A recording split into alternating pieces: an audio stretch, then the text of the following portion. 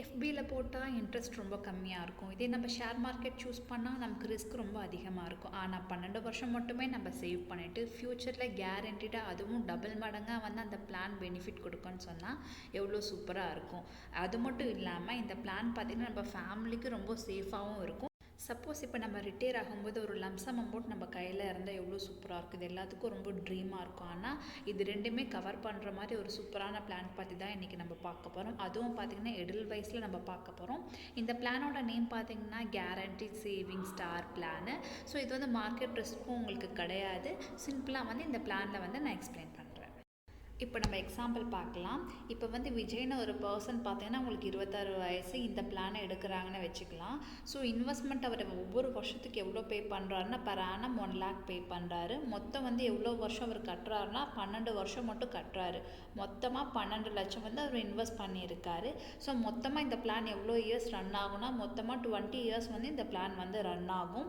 இந்த பிளானுக்கு வந்து உங்களுக்கு டேக்ஸ் பார்த்திங்கன்னா எதுவுமே கிடையாது. ஸோ அந்த பெனிஃபிட் இந்த பிளானில் இருக்குது. அதுவும் இல்லாமல் அது நீங்கள் கட்டுற ஃபுல் அமௌண்ட்டுமே பார்த்திங்கன்னா வந்து இன்வெஸ்ட்மெண்ட்க்கு மட்டும்தான் போகும்.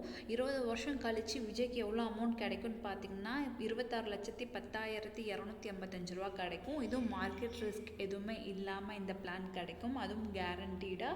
சிம்பிளாக சொன்னால் இப்போ 12 வருஷம் அவங்க இன்வெஸ்ட் பண்ணியிருக்காங்க. பட் ஃப்யூச்சரில் அவங்களுக்கு எவ்வளோ கிடைக்குதுன்னா உங்களுக்கு 26,10,285 ரூபா வந்து இந்த பிளான் மூலம் அவங்களுக்கு கிடைக்கும்.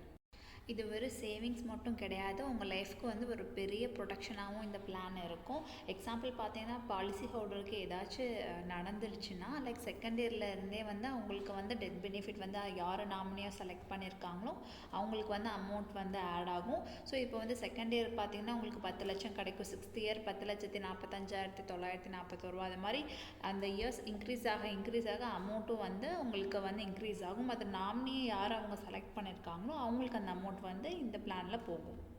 நம்ம எல்லாத்துக்குமே வந்து காமனாக ஒரு டவுட் இருக்கும். சப்போஸ் நம்மளால் நடுவில் இந்த பிளானை கட்ட முடியலன்னா என்ன பண்ணுறதுங்கிற மாதிரி கேட்பாங்க. அந்த டைமில் பார்த்தீங்கன்னா நீங்கள் இதை வச்சு நீங்கள் லோன் கூட நீங்கள் வாங்கிக்கலாம். அப்படி இல்லைனா இந்த பிளானை வந்து நீங்கள் சரண்டர் பண்ணுற ஆப்ஷனுமே இருக்குது. ஸோ உங்களுக்கு காசு லாக் ஆகிறப்ப நீங்கள் வந்து எமர்ஜென்சிங்கிற சுச்சுவேஷனில் வேணுன்னா கூட இந்த பிளானை நீங்கள் வந்து க்ளோஸ் பண்ணிக்க முடியும்.